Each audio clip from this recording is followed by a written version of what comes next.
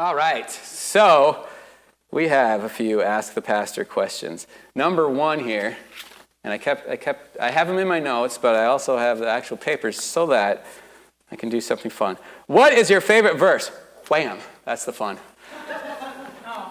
So this is always a hard question for me because I don't have a favorite verse anymore. When I was first a believer, I had all right, this verse, man, I love that verse. And I don't remember what it was anymore.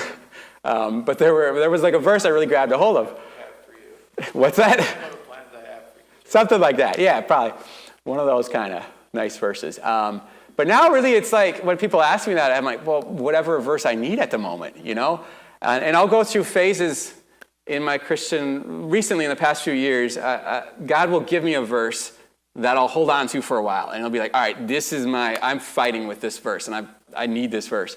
And then some other challenge will come up, and then I'm like, Lord, that verse isn't helping me anymore. Give me another one. Then he gives me a different one. I'm like, yeah, that's the one. Lately, the one I've really been holding on to is Matthew 16:18, where Jesus tells Peter, on this rock I will build my church, and the gates of hell shall not prevail against it. Just thinking of the universal church. The church is in decline in America right now, and all throughout the world. The church is in really rough state, and our world is just weird and kind of crazy, and getting crazier, it feels like. And so when you look at that, it can get depressing, and you can feel like, man, the church is just dying, and hell is winning, and evil is triumphing. And then you look at our church, and we're small, and it can feel like, boy, what are we against all the darkness and all the evil in the world and injustice in the world today? And it can feel like we're not going anywhere, we're losing the battle. Well, Jesus said he's building his church, and the gates of hell will not prevail against it. And so we can trust in what he said. Despite what our eyes might see, we know he is building his church. And it doesn't come down to just me or just Brian or any one of you guys. Yeah, we all help. We do our part in building this local church and in building the universal church, spreading the good news wherever we go. We do our part, but ultimately it's up to Jesus. It's his church. He will build his church, and we can trust him to do that. Amen. All right, so that's the one I've been holding on to lately. But I don't have a single, that's my favorite verse anymore. There's a lot of good verses, and my favorite is the one that I need right now, basically. All right, question 2. How do we find a highway to heaven? Yeah, I don't know.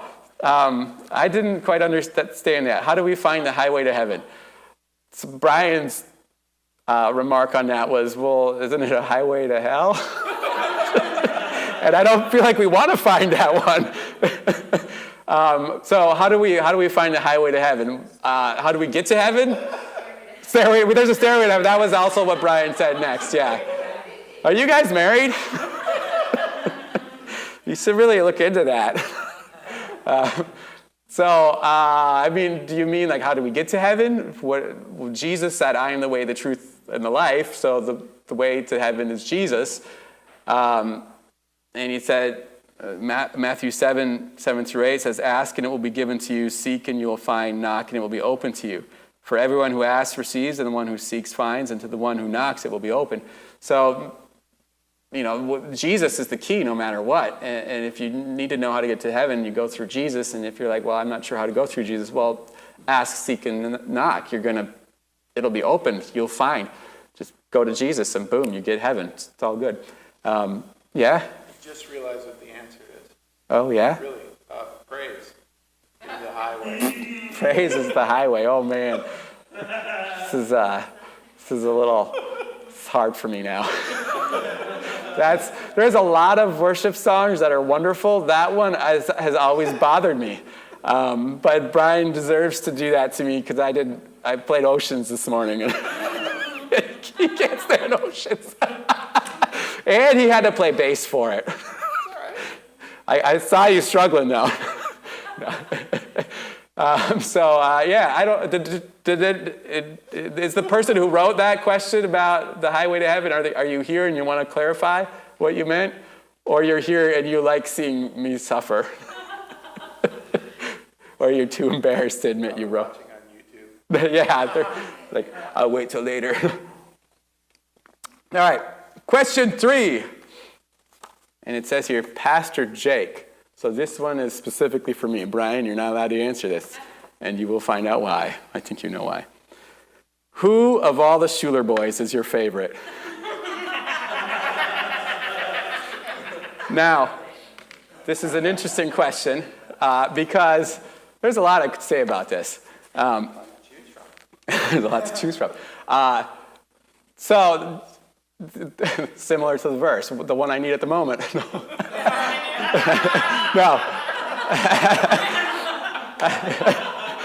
I told Brian that I was going to say, well, I dislike you all the same. No, I like all of the Schuler boys. Sometimes. Sometimes I don't. No, I love you guys. But, okay, so this is an interesting question because at first when I read it, I thought, I bet one of the Schuler boys wrote this and they want to get me in trouble or they want to be like, see, I knew I was his favorite. But Can you see the handwriting on it? I don't have to see the handwriting. I can see the misspelling of Schuler. It's Schuler. There's a C in there, the Schuler boys. And so given that fact, I don't know any Schuler boys. So I can't answer that question. Thank you, Jesus. So, kids, who's my favorite kid? The one who brings me Culvers. There you go. Oh, there we go. There we go. Not it only lasted a day. I didn't say the last one. I just said whoever did. Mm-hmm. All right, now we got two questions that are on a similar topic, and these are going to take the rest of the day. And yeah, all right, ready? Okay, so these are related to women. Women are one of my two favorite genders.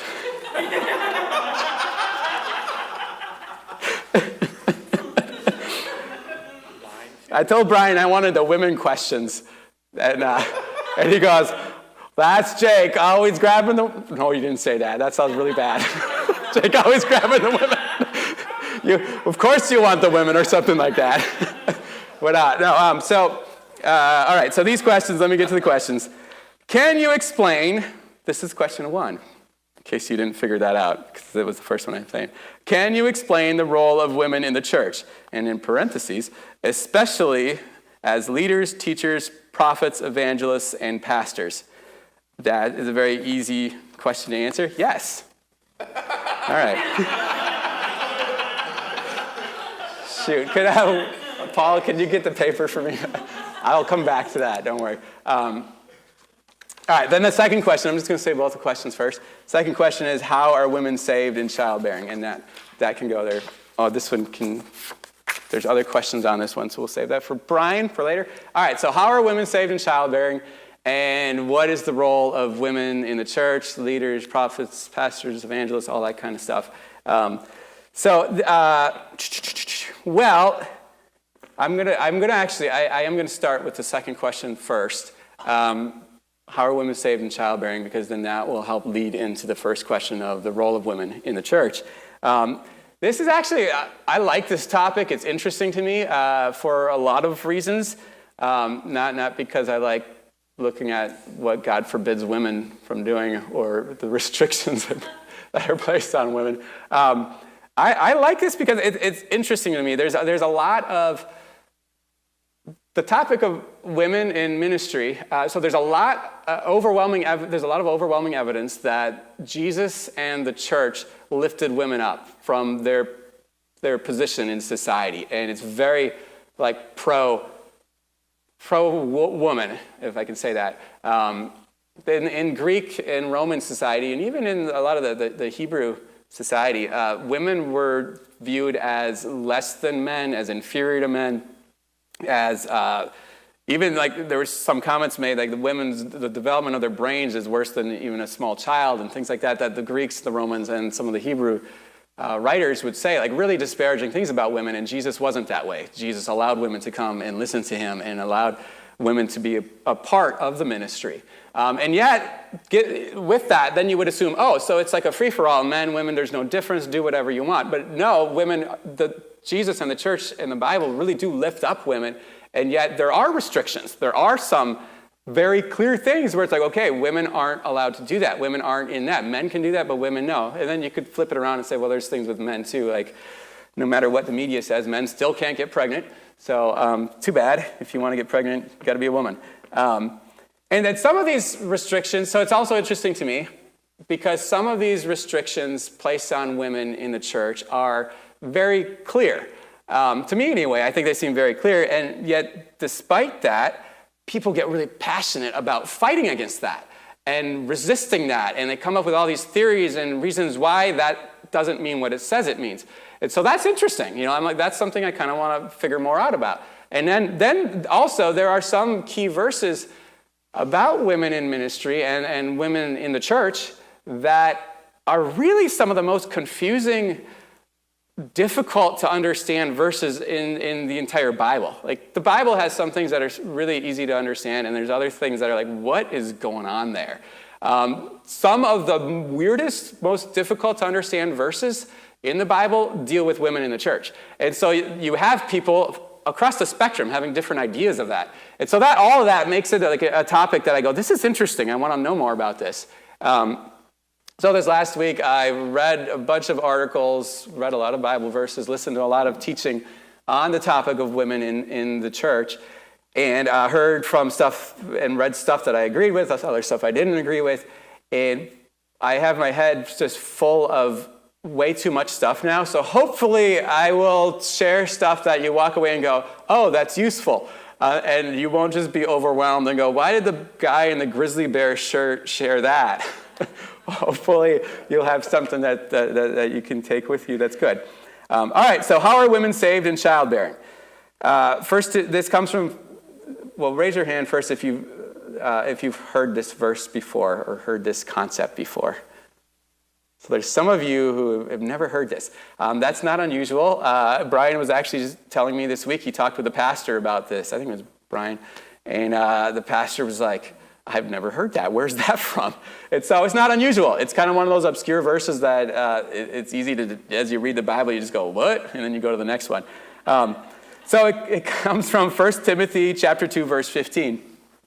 Paul is writing to his disciple Timothy, and in the midst of this discussion about women, well, at the end of this discussion about women, he says this statement, yet she, referring to women, will be saved through childbearing if they continue in faith and love and holiness with self-control. I apologize, I don't have scriptures up on the PowerPoint. Like I said, it's been a tangled kind of morning, so I didn't get to that yet. But Greg, if you're on the ball, you might catch a few of these and can whip them up there. So 1 Timothy 2:15, yet she will be saved through childbearing if they continue in faith and love and holiness with self-control. All right, so raise your hand if you know exactly what that means. Daniel's like, I'm putting that way down there. Yeah, it's confusing. You're not alone. Paul, could you get me some water? Thank you, my good man. All right. So whenever I come to a confusing Bible verse, what I try to do then is I step back and I go, okay, what is the context of this? Who's speaking? Who are they speaking to? And what's around this verse? What's the book about? What's the letter about? What? So that I can kind of get a frame of reference to then go on, all right, where does this weird verse fit into the whole scheme? And then maybe figure out what's going on. Thanks. So who wrote 1 Timothy? Paul. And who's he writing to? Timothy. So Paul, the apostle, is writing to his disciple Timothy, and the point of 1 Timothy, so Paul wrote this letter to him, and the main point of it is to give him instruction on how the church should function, how to lead the church. Timothy was in Ephesus at the time, and so Paul is writing to him just saying, hey, I'm giving you encouragement and instruction how to organize stuff at the church, what church life should look like. And actually, 1 Timothy chapter 3, verse 14, Paul basically says he states the reason of his letter. He says, I hope to come to you soon, but I am writing these things to you so that if I delay, you may know how one ought to behave in the household of God, which is the church of the living God, a pillar and buttress of the truth. So he's got Timothy over there in Ephesus. Paul is not in Ephesus, and Paul is hoping to come visit and help organize the church, get things figured out, and instruct everybody. But just in case it's going to take him a while, he thinks, let me write a letter to Timothy because he's over there and Timothy can try to, pass on some of the stuff ahead of time, work through some of these things. And so most of 1 Timothy, not most, but a lot of 1 Timothy is just, this is how the church should look, and tell people this, teach them how to do that. And so then when we get to 1 Timothy chapter 2, the beginning of 1 Timothy chapter 2, it starts out Paul instructing people on how to pray. And he's talking about pray for your political leaders, which was a really good admonition because they had a lot of corrupt, evil, just straight up evil political leaders. And so he tells them, pray for your leaders. And then after that, then he shifts into this discussion of women and how women should behave in the church. And then after that, then he leads into the qualifications of elders and deacons and what you should be looking for people that are going to be elders and deacons. And so this verse then, it comes in the midst of this discussion of what church life should look like and how people should behave in the church. Men, women, elders, deacons, everybody, how we should act in the church. And so let's read the women's section here. 1 Timothy 2, starting in verse 8. And if you have your Bibles, you can open them. But I am going to go through a lot of different verses and stuff throughout it. But you can go to 1 Timothy 2, 8, and that's a good place to start anyway. And if you need a Bible, there's some Bibles in the back there. So 1 Timothy 2, verse 8, I desire then that in every place the men should pray, lifting holy hands without anger or quarreling. And now he's going to shift into the discussion about women. Likewise also, that women should adorn themselves in respectable apparel, with modesty and self-control, not with braided hair in gold or pearls or costly attire, but with what is proper for women who profess godliness with good works. So he starts the discussion about women basically saying, rather than, I want to encourage the women to not be so focused on how they look on the outside, on on having expensive hairdos, on getting expensive clothing, expensive jewelry, on impressing everybody with what you look like on the outside. But instead, what would be better is to focus on internal things, focus on self-control, godliness, good works. I don't think Paul here is condemning that, having braids in your hair. Uh-oh, Jesse's got braids in her hair. At the time, in Greek and Roman society, women, I don't know this because I don't know this by personal experience. I wasn't alive back then, but I read some commentaries this past week where they're talking about the elaborate braids and elaborate hairstyles that the Greek and Roman women would have, and they would spend hours to have people professionally do their hair, like every day, especially the wealthy women. And they would put a show. They would make a show of their external appearance with their hair, their clothing, their jewelry, similar to what women nowadays do as well. We were missionaries in Romania, and especially over there, the women worked really hard to look good on the outside. And so Paul, I don't think he's saying braids are bad, jewelry is bad, name brand clothing is bad.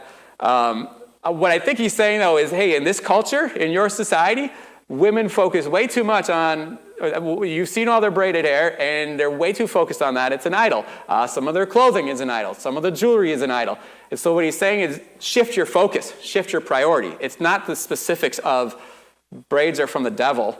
It's the heart, okay? So in our culture, I think actually a woman with braided hair is more, well, that's kind of something simple. You don't look at her braids and go, whoa, you're trying to impress everybody, aren't you? So in our culture, maybe it would be walking around with extra tight jeans or with a low-cut blouse or something like that. And you'd say, okay, the principles are you want to be modest and you don't want to draw attention to yourself. You don't want to emphasize. Like your focus should be inside, building yourself up on the inside, growing toward God and maturing toward God on the inside, not trying to draw attention from everybody else, especially in the church. If you can imagine, you come to church and you're trying to worship God and you're like, man, her hairstyle is amazing. Whoa, look at that guy's mohawk. That's awesome.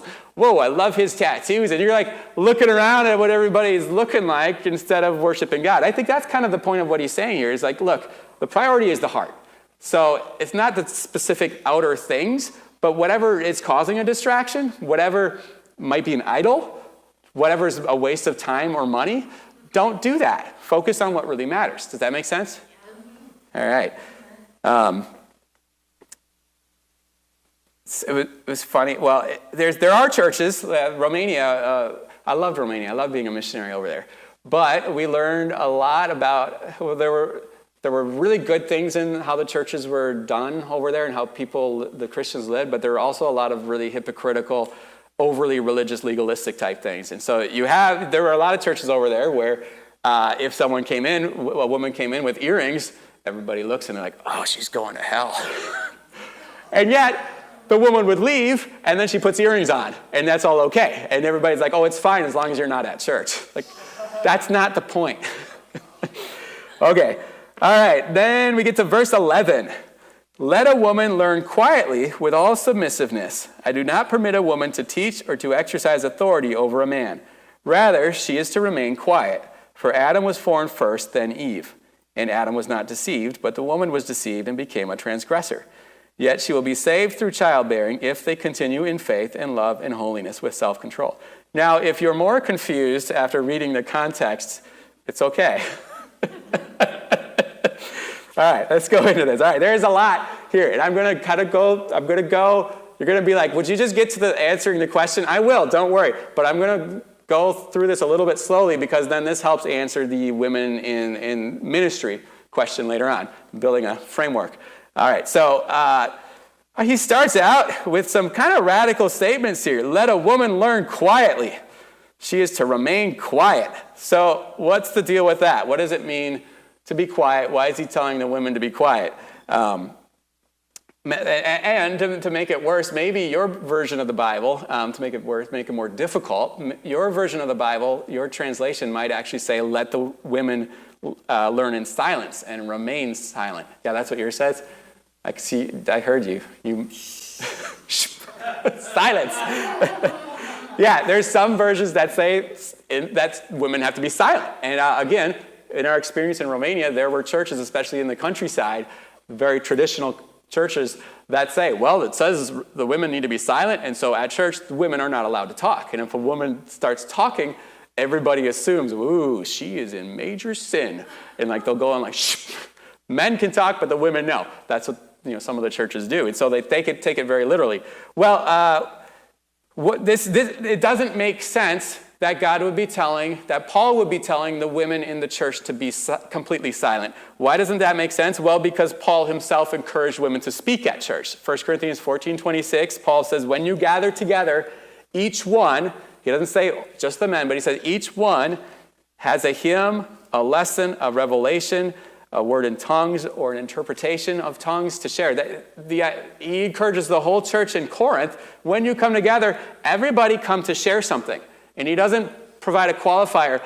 No, I mean just the men, guys. He says everyone, men, women, children, everybody has something to share. So it doesn't mean that women have to be totally silent. That doesn't make sense. Also, in 1 Corinthians 11, he tells women to pray. And he tells women to prophesy. And we have examples of women speaking in the Bible amongst believers in the church situation.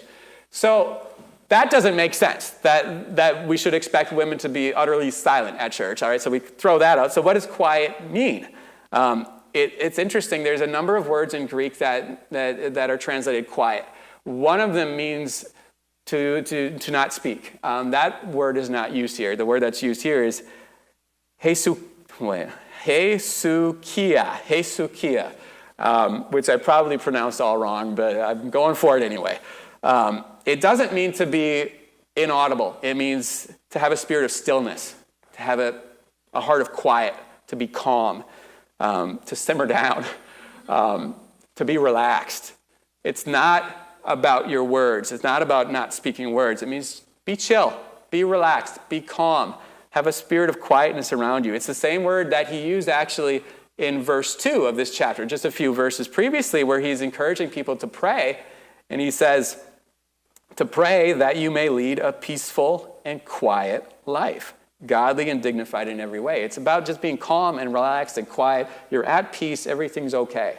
It's not about that women come into the door and now you can't talk anymore. It's about having a quiet heart, being at peace. Which, let me ask you guys. So Paul calls out the women here and says, the women should be quiet. The women should learn in quiet. The women should be at peace at church. Now, would Paul say the opposite to the men? That you can be chaotic and disorderly at church? No. Why does he specifically say talk about the women here? I don't know. Maybe because the women in Ephesus were known to be chatty, or maybe Timothy asked him about that. I don't know. But he wouldn't say the opposite to the men. He wouldn't say, hey, men, come on in and be as loud as you want. So Brian's showing me a meme that really needs to be shared.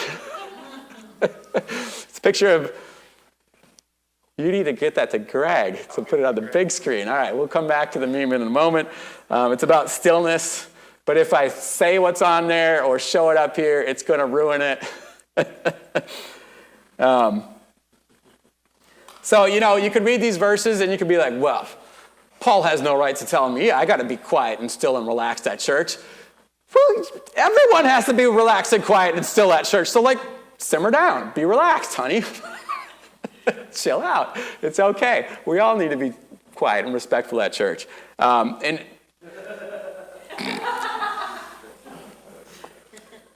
right, we in America, we lived overseas for a while.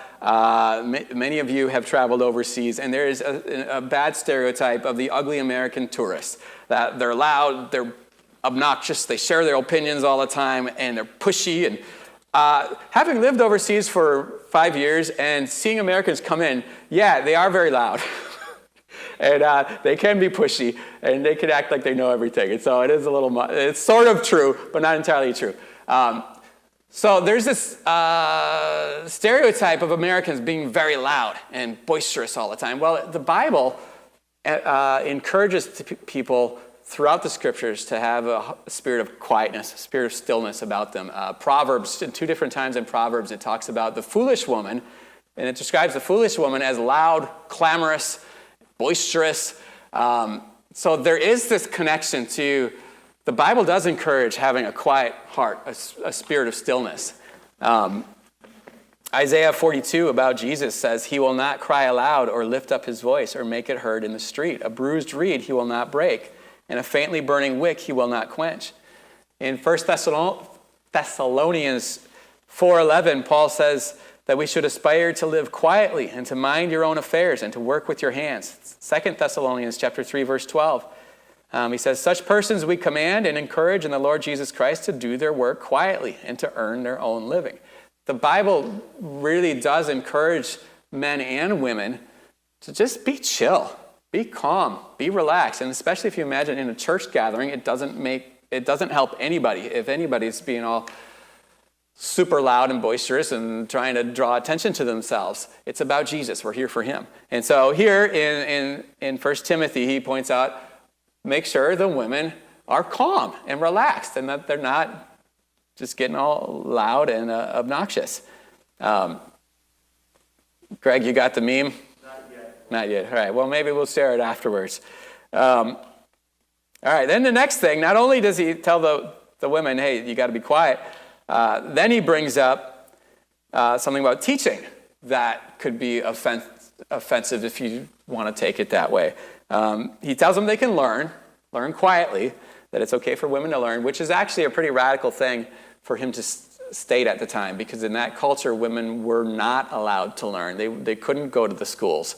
And so Jesus allowed the women to come and learn, and then Paul is continuing in that tradition. Let them learn. It's good for the women to learn.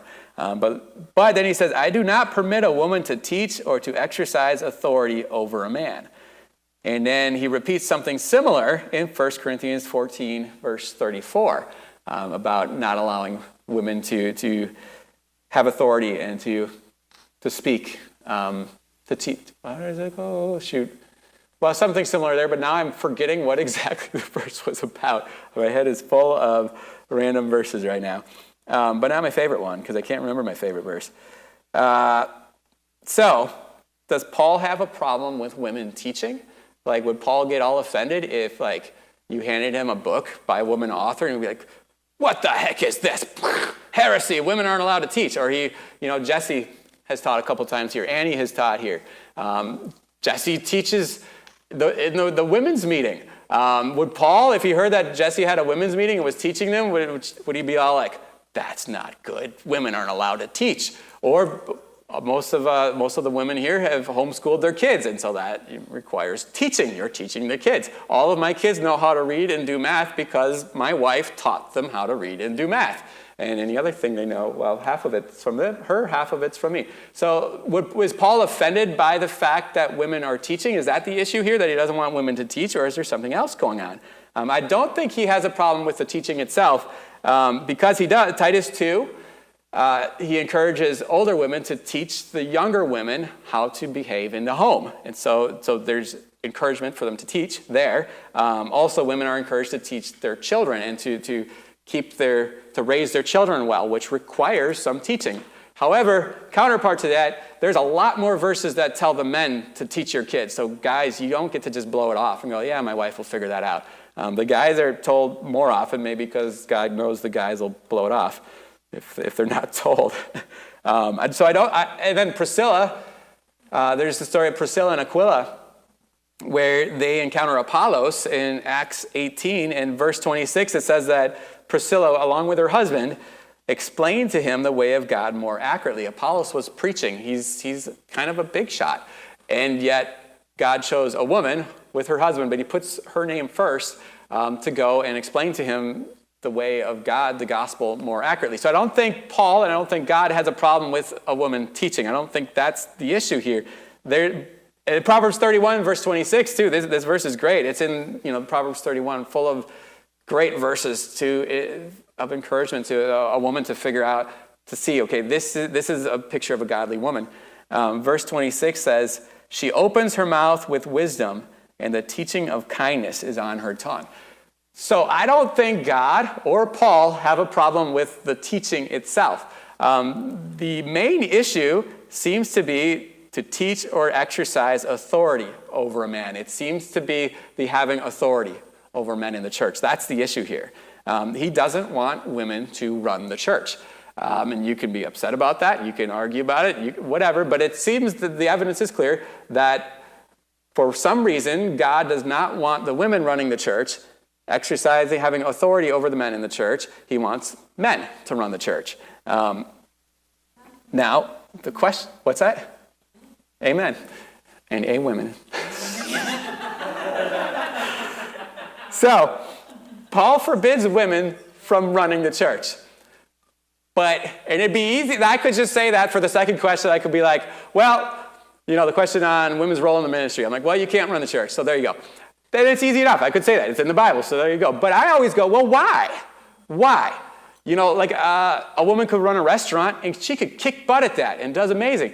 There's women that are running countries, and some of them do great. Some of them are New Zealand. And so that's just what it is. Some are running states, and some do great. Some don't do great. So, So why, though? Why could women not run the church? Why does God not want a woman to have authority over the church?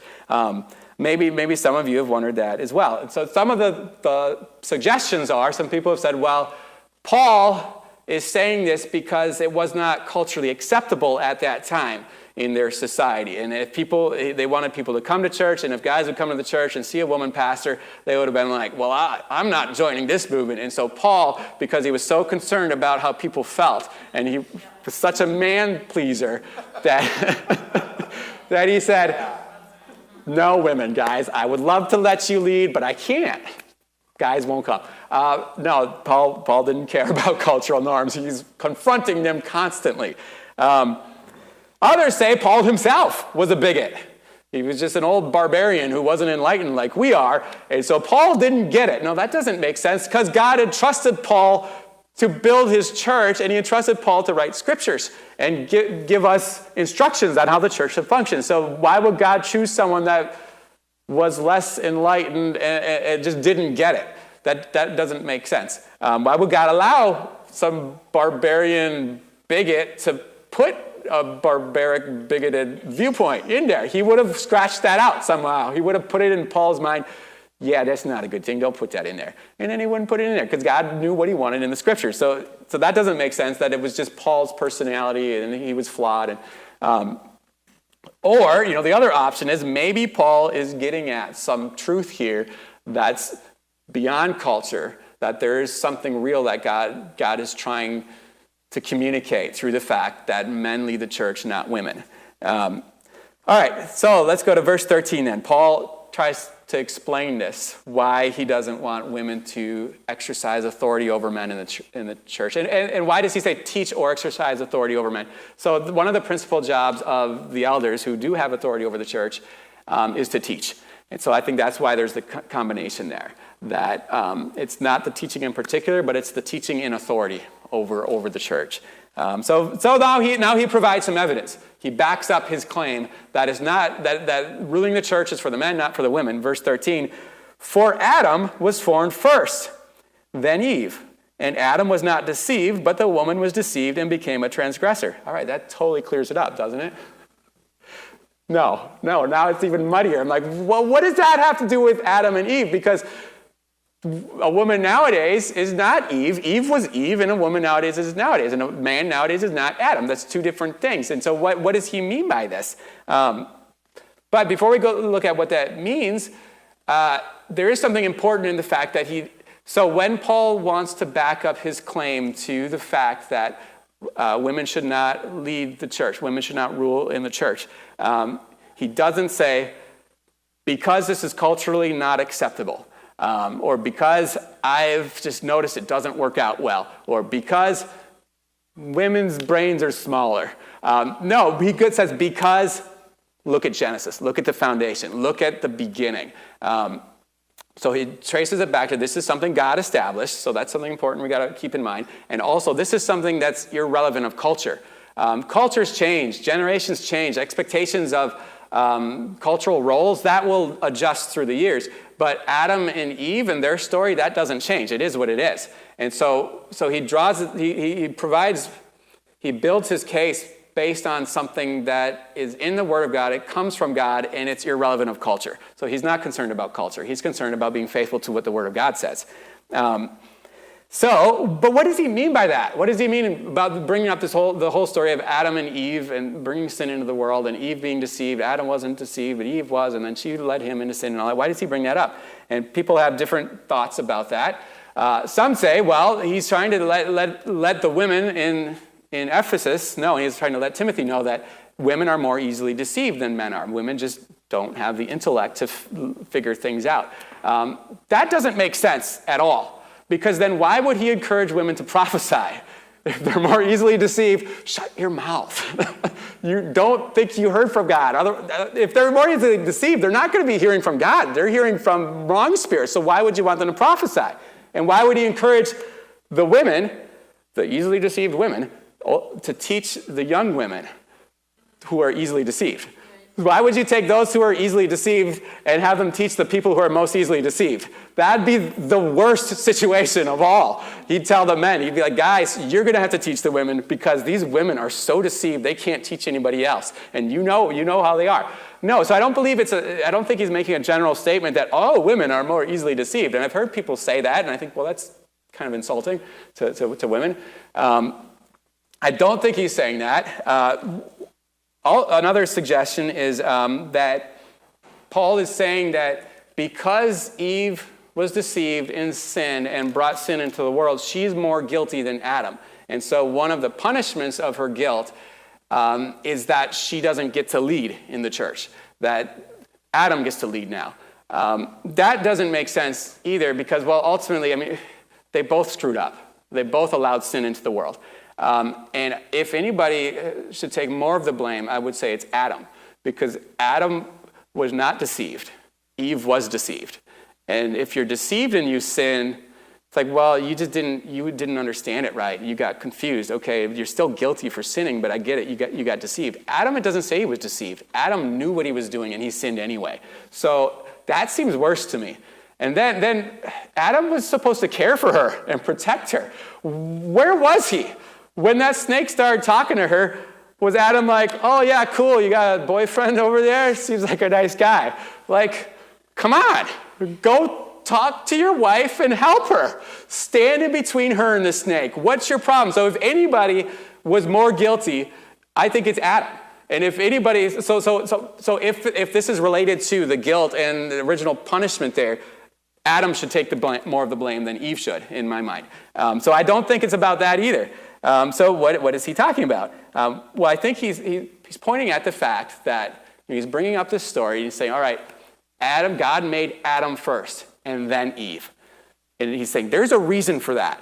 God is trying to communicate something in this. He didn't make Eve first. If God could have made both at the same time if he wanted to. He could have made Eve first if he wanted to. But instead, he could have started making Adam, and then while he was just like halfway done, then he starts making Eve, whatever. But he made Adam first. There's a reason in that. And then he made Eve after that. He's trying to communicate a universal truth in that. God is communicating a universal truth that Adam, representing men, Eve representing women. So Adam was called principally to lead, and Eve was principally called from the beginning to follow. And so the role of men is principally to lead, and the role of women is principally to follow. And in the church is supposed to represent that.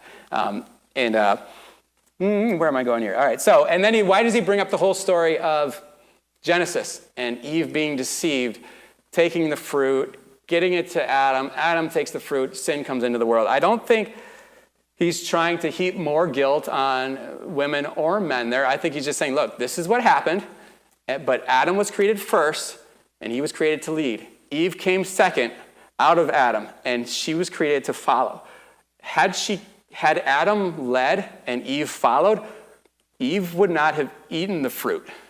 But instead, Eve decided to stop following Adam's lead, and she went and did her own thing, took the fruit, and then Adam, instead of leading his wife, said, yeah, I'll just follow her. So they flipped it around. And what he's trying to say, he's not trying to make a judgment call on who's more to blame or anything like that, or, well, this is your punishment for that. He's trying to just say, this is what happened, that God made them in this correct order, that she was supposed to follow Adam, but she didn't follow Adam. Adam was supposed to lead, but he didn't lead. But instead, she went and led, and Adam followed her. But if you can imagine, if she would have actually followed Adam, and then Adam would have led her, we wouldn't be in this place. And now you could argue, well, Adam would have taken the fruit himself and led his wife into it. Yeah, that's possible, but that's not what happened. What happened is Eve went for the fruit, and Adam followed her. So I think he's just showing, look, this is what happened, but if they would have done it God's way, it wouldn't have been screwed up. And so he's trying to say, do it God's way. God made an order for a reason. The men should lead, the women should follow. In the home, in the church, that's how it should be. So just do it the way God set it up to be. All right, is that making sense? Too easy, huh? Too easy. All right, so why though? Why did God choose men to lead? Obviously, we're so much more talented. No. Jennifer's like rolling her eyes. She's like, have you seen the state of the world with men leading?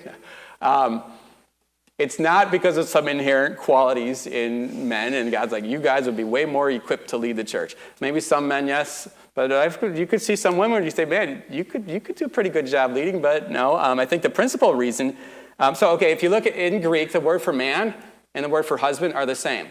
There is no different word from what I could find. The word for woman and wife, they're the same word. And so there's a connection there. It's not just about men should lead, women should follow, which is kind of a universal-based thing that the Bible teaches, but it's about family. It's about husbands lead at home, wives should follow. He's trying to build. And then in the church, the reason that men lead and rule the church versus women is because that's supposed to be a testimony of the established order in the family, that people look at the church and they see, godly men are leading. Interesting. And godly men lead in the home.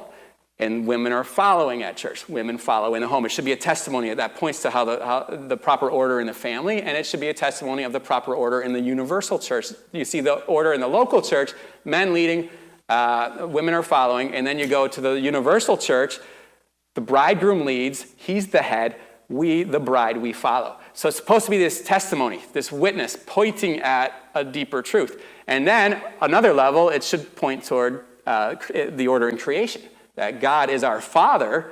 It doesn't say he's a mother. There are a couple times where the Bible metaphorically gives God female attributes, but the overwhelming majority of descriptions of God are as a father. Jesus refers to God as the Father over and over and over. And so people should look at the church, the local church, and they see, these godly men are leading, and these godly women are following. And that should point to the order in creation, that God is our Father, and we are supposed to follow him. Does that make sense? So why does he say men lead in the church and women follow? To point toward godly order in your family, to point toward godly order in the universal church, and to point toward godly order in all creation, that we're all created to follow God, to submit to him. But we all are like Eve. We all want to be the leader and tell God to follow us. And society gets more and more like that, it seems. All right, so let's read these again, these verses about the women here. Let a woman learn quietly with all submissiveness. I do not permit a woman to teach or to exercise authority over a man. Rather, she is to remain quiet. For Adam was formed first, then Eve, and Adam was not deceived, but the woman was deceived and became a transgressor. Yet she will be saved through childbearing if they continue in faith and love and holiness with self-control. All right, so now we get to the main question. What does that mean, that the woman will be saved through childbearing? Well, first, the word childbearing in Greek, it has implications beyond just birthing a child. It's about birthing a child, raising a child into adulthood. Some versions of the Bible, some translations actually say child rearing here versus childbearing to show that distinction, that it's not about just popping on a new baby, but raising that baby up to be a godly human being. But what does this mean? There are some churches, and again, we met some in Romania, some very traditional churches that told women, your only purpose in life is to get married and have a baby, and then have as many babies as you possibly can. And if you don't have enough babies, you might not get to heaven. And so we met people that were freaking out about that because they're like, I've only had 7 kids. Do you think that's enough? It's like, I think it's about you have a relationship with Jesus and you trust him. It's not about how many babies you have. But there are churches that will teach this that way. So I think there are probably before I go to that, not only does that idea that women, that you're saved through having babies, and the more babies you have, the more secure your salvation is, not only does that just not line up with the fact that you're saved by faith, but also Paul encourages unmarried women, stay unmarried and just serve God. But if you can't control yourself, then get married. So, he doesn't elsewhere make this distinction that you have to get married and have lots of babies. So he can't, to be consistent, it can't mean that. It can't mean that you're saved by having babies. So there's 2 possibilities that I encountered that seem to make some sense to me. One is, so Paul just discussed Adam and Eve and their fall into sin. And one of the punishments that came on them was that God said that Eve would have pain in childbearing. And so it could be that Paul is basically saying, look, that happened, she sinned, and one of the punishments is that she'd have pain in childbearing, but I want you to know, hey, you women, you still can get saved. You're not still guilty, you're not bound forever you're not thrown out of the kingdom of God just because Eve was, sinned and was punished as a result of that you can be saved despite the pain in childbearing, despite the punishment that you received, that Eve received. You can still be saved if you continue in faith and faith, love, and holiness with self-control. So it could be that he's encouraging them and saying, you can still get saved. Don't worry about it. I know Eve screwed up, but you can still be saved despite the screw up. The answer that made the most sense to me that I'm leaning toward is that maybe Paul is using the word saved here in a way that it doesn't mean in a way that means work out your own salvation. Like sanctification. He might be saying, he might be using it the same way in 1 Timothy chapter 4. He tells Timothy to take heed to your teaching, and in doing that, you will save yourself and your hearers. Does that mean that when Timothy would preach, that just because they heard his words, that boom, they're saved because Timothy is in charge of their salvation? No, that doesn't make sense. But that through his preaching, people who hear it will know how to follow God better, and they'll be sanctified. And he himself, as he's studying and preparing sermons and listening to his own sermons, that he himself will be more sanctified because he's learning how to follow God better. So it could be that Paul is using the word saved here in that sense, that through childbearing, through child rearing, through raising a family, that there's something about that will lead to a woman's sanctification. I think this makes a lot of sense. Especially those of you who've had kids, men or women, it sanctifies you, or it drives you nuts. One or the other. So I think what Paul is saying is like, hey, you want to be godly? Here's a quick route to that. You women, get married to a godly man, start having kids, and you're going to be tested, you're going to be pushed, you're going to have to surrender stuff, you're going to have to sacrifice yourself, you're going to have some times of anguish where you're crying out to God, but it's going to make you more holy. You're going to learn to be selfless. You're going to learn to be humble. You're going to learn to trust God like you've never trusted him before. And so I think that's what he's saying here, that you're going to be sanctified through this act of raising a family. And he really does. The Bible encourages, and Paul as well, he encourages women, like, look, you want to do the best in life. It's not about becoming some powerful CEO. It's not about being the best missionary, the best leader in the church.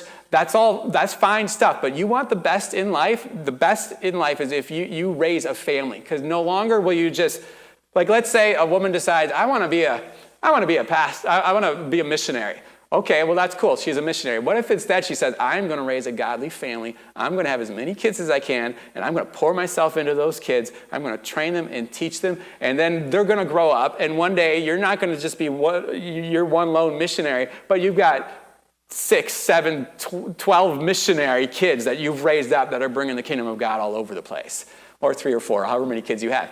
And so, so you see Paul many times encouraging women, this is a great route to go. Our society goes the opposite. Our society poo-poos women staying at home and raising up kids and training them to follow after God. And our society says, oh no, you're not using your gifts, you're not using your talents, you're not being who you were created to be. Instead, you should be a high-powered CEO. You should wear pantsuits because that looks so cool and everybody's going to respect you then. And you should have whatever. They want women to leave the home and find their calling somewhere else. But the Bible encourages the opposite. It says you want the best for you is stay in a home, raise a family. 1 Timothy chapter 5, verse 14. So I would have younger widows marry, bear children, manage their households, and give the adversary no occasion for slander. This is the best. You want the best? Okay, you're married, your husband dies. You want something good? Get married again and raise a family again. So otherwise the enemy's going to come in and have an opportunity to seduce you and lead you down a path that you don't want to go. Titus chapter 2, verse 3 says, older women likewise are to be reverent in behavior, not slanderers or slaves to much wine. They are to teach what is good, and so train the young women to love their husbands and children, to be self-controlled, pure, working at home, kind, and submissive to their own husbands, that the word of God may not be reviled. The typical best plan, in Paul's opinion and in my opinion, for a woman is find a godly man, get married to him, or let a godly man find you because you are worth a godly man seeking you out. You shouldn't have to go hunt around to find him. Trust God to bring a godly man to your path, and if he's good enough for you, he's going to find you. And get married, have kids, raise those kids to love God and follow their destinies, and just enjoy life as a mother and a wife. Amen. All right. So where do we go here? Got to check my notes. I have way too many notes. And the longer I've been alive, I remember as a college kid hearing all the feminist stuff, and I thought that seemed to be like liberating to women. And it's like, yeah, why shouldn't women be, I don't know, CEOs or astronauts or politicians or whatever they want to be? Why should they be stuck at home having to take care of the kids? That seems really barbaric and old-fashioned. And so you're in college and you're hearing all the feminist stuff, and I'm like, yeah, that made sense. But the older I get and the more I follow Jesus, the more I study the Bible, the more destructive the feminist ideology appears. it leads to nothing. It leads to hollowness, hurt, bitterness, anger. You go work a job, and you're mistreated over there, you're abused over there, men take advantage of you, you feel terrible, and then you're just on the treadmill, the rat race, trying to climb the ladder, and it's not helpful to women, it's not helpful to men, it tears families apart, destroys our society, it's no good at all. And then you look at the biblical alternative, it's like there's peace, there's joy, there's love, it sounds fun. Moms can be moms, wives can be wives, they can raise their kids, they can bless their kids, bless their husbands, and they can chill and see their kids rise up and take over the world for Jesus. That's way more fun, way more fulfilling in the long run. So, amen. All right. Whew. All the men are like, I want to be a mom. No. Better not. All right, I got to move from there to, all right, does that make sense for the first question on women saved in childbearing? Cool, all right, sweet, I like that answer. Okay, so women's roles in the church, and I've got a few minutes left here. But that's all good framework toward then the next question, what are women's roles in the church? So let me ask you a couple hypothetical questions to think about. If the best, highest calling, according to the scriptures, for a woman is to raise godly families, what do you think the ideal role for a woman would be in the church family then? In the church body, in the local church? Now, here's another hypothetical question, or a question to ponder, I guess, not really hypothetical. If Paul didn't want women running the church and exercising authority over the men in the church, because the local church is meant to be a testimony of order in the family, order in the universal church, and order in all of creation, what do you think the ideal role for women would be in the local church? All right. So, as you ponder those, or maybe you're done pondering, and then you can listen to me. There are a few places in the New Testament that put some restrictions on women in the church. They seem to fall into 4 different categories as I was looking at the different places. Number 1, there's restrictions that apply both to men and women, like simmer down at church, be relaxed at church, that 1 Timothy 2 talked about. Dress in modesty, that would apply to men as well. If we have all these men coming in and like bare-chested men and all that, maybe that would be offensive to everybody here. Nobody wants to see that. So there's some of the restrictions apply to men and women. And then the second category is there's restrictions that are culture-based. 1 Corinthians 11 about head coverings, I believe, is that. I did way too much reading on head coverings this past week. It was way more interesting than I expected, actually. But that seems to be a cultural thing where in the Greek culture, in Corinth, women to show submission to their husbands would wear head coverings. And so then Paul's saying, look, for you Corinthians, the women, you better wear head coverings to show submission. Because if you're not, that's going to be disruptive, it's going to be a distraction, and it's just going to create all sorts of problems, and your husbands are going to be mad, and it's just not going to work out well. So there are some restrictions that seem to be very culturally based. Some churches would say women need to wear head coverings at church nowadays. Romania has a lot of churches like that. And there are some cultures where women do wear head coverings in culture, and it's a show of respect. Outside the church, they still wear head coverings in a show of respect to their husbands. And so if that's the case in the culture, yeah, wear head coverings. If your culture, the women don't wear head coverings, then don't wear head coverings at church. So there are some that are cultural-based restrictions on women. And then the third category is restrictions where he's dealing with a very unique, specific situation in the church. And so he gives a restriction on the women in the church for that scenario, in that instance. 1 Corinthians 14 is that, where Paul is talking about women. He's talking about the order of the church service and people speaking in tongues and people prophesying. And he's talking about, look, let 2 or 3 prophesy at most. And if someone's going to speak in tongues, let there be an interpretation. Let there be order here. And then he said, if the women have a question, let them sit quiet and ask their husbands at home. And so it seems like in that church there was some situation where the women were spouting up in the middle of the service going, he said sanctification. Hey, honey, what's that mean? And like some commentarians said that, and I don't know if it was true or not, but they said that the men were on one side, the women were on the other. So if you can imagine You got the women over here, the men over there, the preacher's preaching something, and the woman goes, "Hey, honey, what's that all about?" And they're just going back and forth, and maybe you got some guy speaking in tongues over here, another one prophesying over there, and then someone saying, "No, I didn't prophesy that. No, I don't mean that." And then you got all this chaos, and so he's saying, "Hey, you guys have disorder and chaos.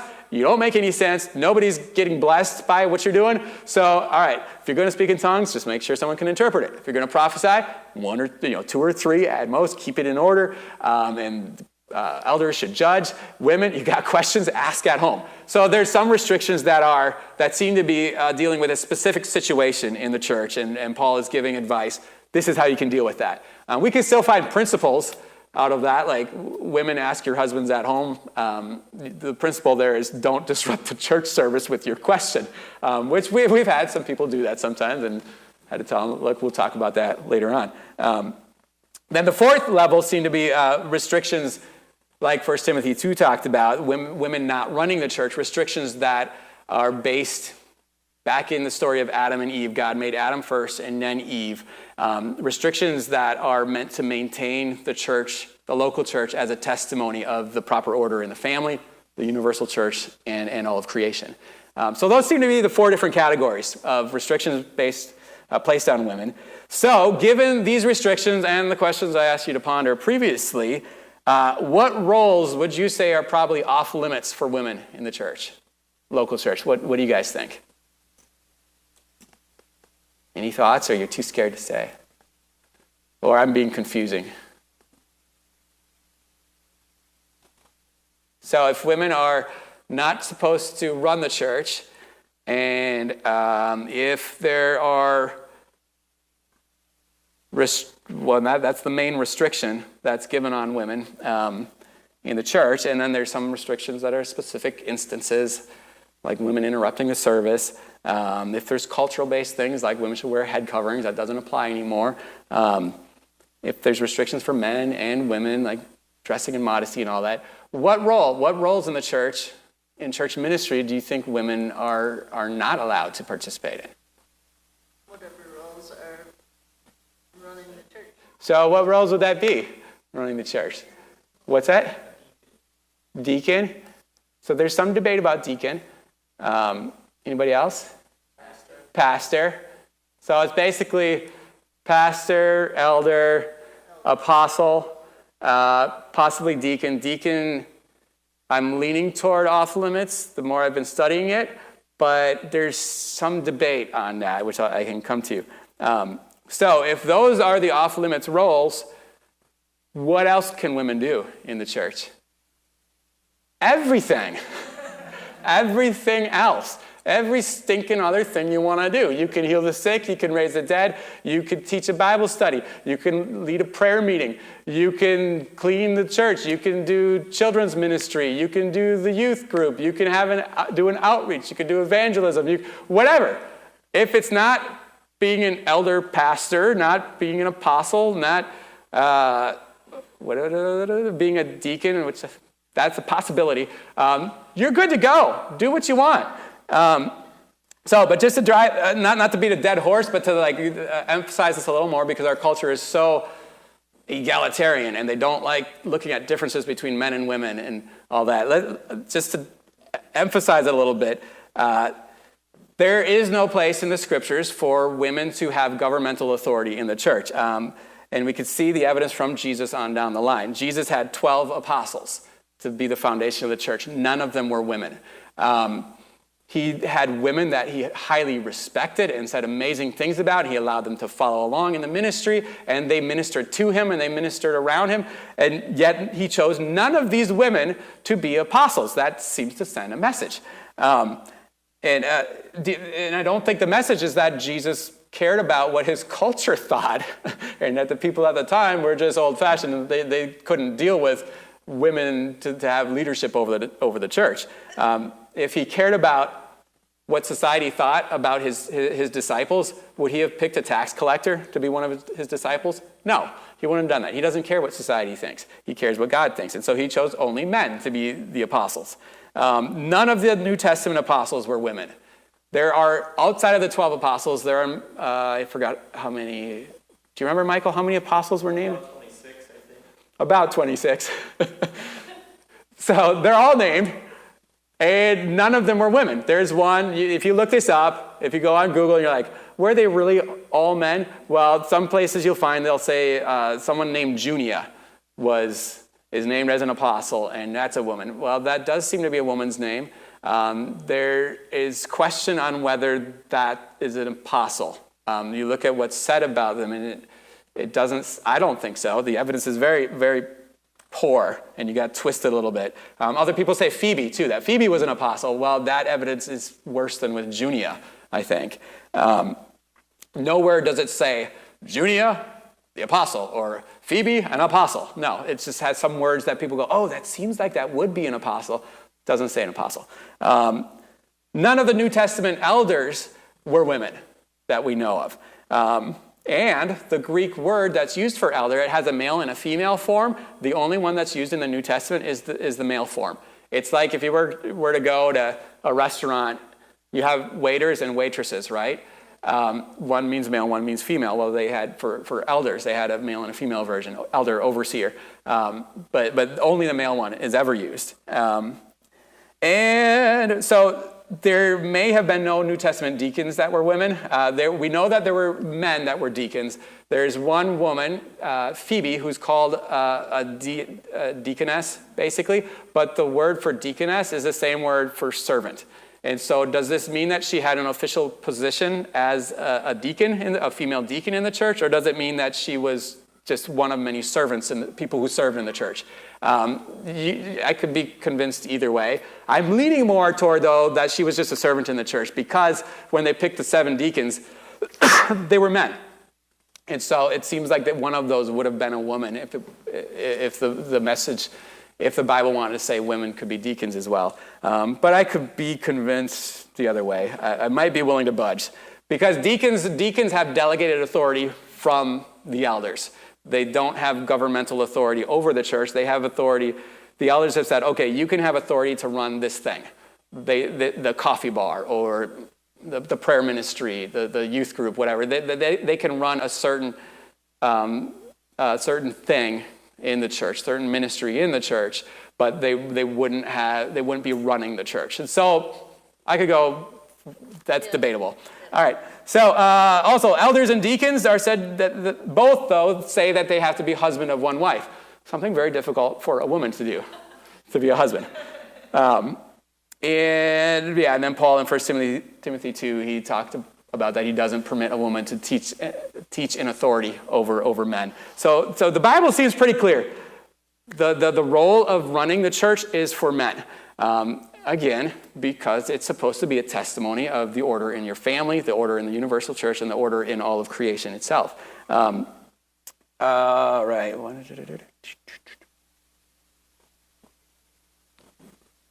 Okay. But women, also, the Bible is very clear that women can minister as well as men. Jesus had women followers, and I'm not going to read these verses, but I remember the first time reading in Luke 8 about the women that would follow along with Jesus and minister to him and minister with him. The first time I realized that there were women ministering with him, I was like, wait, what? Like, I just had this perception that all Jesus had was his 12 disciples, and that was it. But there were crowds following him, and among the crowds, there were some very faithful women. But I remember the first time seeing that and going, that's pretty cool, especially in that culture at that time where that was not really acceptable. And Jesus was like, no, you can all come to me. Some of Jesus's followers, some of the women followers were, they stuck with him through the crucifixion. When all the men ran off, except for John, the women stuck with him, and the Bible makes a point of noting that. Jesus spoke very highly of women on many occasions and made it clear that they were a blessing and that they could minister. He called Mary, he said that she has chosen the good part because she wasn't just in the background serving, but that she came to minister directly to him. Priscilla, I mentioned her earlier, along with her husband Aquila, they ministered to Apollos and taught Apollos the gospel, the way of God, better than he understood before. Phoebe was highly active in ministry with Paul. Let me read this. Romans 16, verses 1 and 2. I commend to you our sister Phoebe, a servant of the church at Cenchrea. that you may welcome her in the Lord in a way worthy of the saints, and help her in whatever she may need from you. For she has been a patron of many and of myself as well. That word patron there, that's the word where some people take that and they say, that means she's an apostle. No, she's a patron. And the word in Greek, it means someone who blesses someone else and cares for someone else. Lydia, in Acts 16, she was a businesswoman who was the catalyst for the church in Philippi, and seems like she may have hosted the church in Philippi in her home. Paul calls Junia a kinsman and fellow prisoner. Philip had 4 daughters who prophesied. Paul talks about Euodia and Syntyche. He says that they have labored side by side with me in the gospel. They are my fellow workers whose names are in the book of life. Mark's mother held a prayer meeting in her home. Nympha hosted a church in her house. Paul tells the Romans in Romans 16:6, he says that Mary has worked hard for you. So women are shown to be examples of faith, dedication, many times throughout the New Testament, and you can go back to the Old Testament, like Ruth, Hannah, the mother of Samuel, Esther. Then you got the New Testament, Mary, Martha, Mary of Bethany, Mary Magdalene, Elizabeth, John the Baptist's mother, Anna the prophetess. Over and over and over again, the Bible shows that women are awesome, women can serve, women can minister, but there's one thing that you're not allowed to do. You can't run the church. All right, let's move on. Let's just wrap up. Okay. So, can and should women do ministry in the church? What do you guys think? Yes. Yes. All right. Can women run the church? No. Isn't that amazing? For you women, isn't that amazing? You can have all the fun and none of the responsibility. You could pray for the sick. You could raise the dead. You could cast out demons. You could teach. You could pass out tracts. You could organize an event. You could have so much fun just serving Jesus, and you don't have to have the pressure of being a pastor. Awesome. That's awesome. I was listening to Steve Gregg this week on this topic, and he's like, I don't understand why women want to be pastors. He's like, they have whole ministries that are dedicated to, let's try to get women in ministry. Let's try to get women being pastors, women running the church. He's like, it's a pain. It's the worst thing ever. He's like, if I don't want to be a pastor, it's hard. It is a pain. It's very difficult. I just want to have fun, minister, teach, bless people, come in, do what I want to do, and get out and let somebody else clean up the problem and deal with it. You guys get to do that. Don't just make problems for us, though. We don't like problems. Brian and I are not fans of problems, so keep the problems to a minimum. But that's it. You can have fun. You can serve God. You can minister in every way you can think of, but you just can't. He's decided in his infinite mercy and love of you that he's like, I'm going to spare you the burden of having to deal with all this crap. Just have fun.